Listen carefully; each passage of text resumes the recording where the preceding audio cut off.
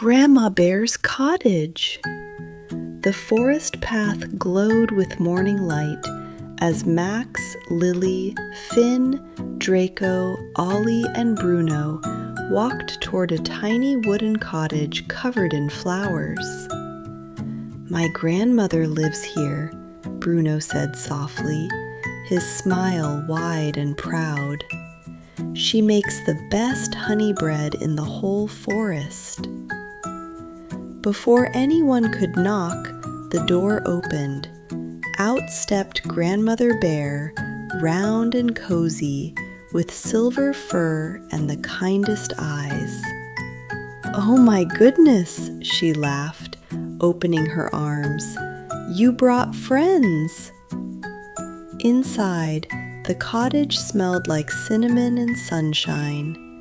Lily admired the shelves of books and jars. "It feels like a hug," she whispered.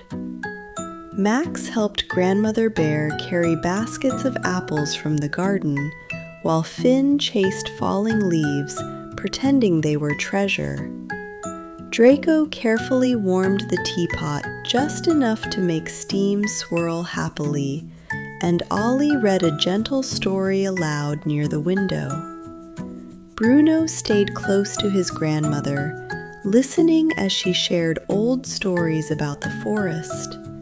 He looked especially happy, like a cub again. After lunch, everyone worked together, washing dishes, sweeping the porch, and baking honey bread. When it was ready, they sat outside, sharing warm slices and laughter.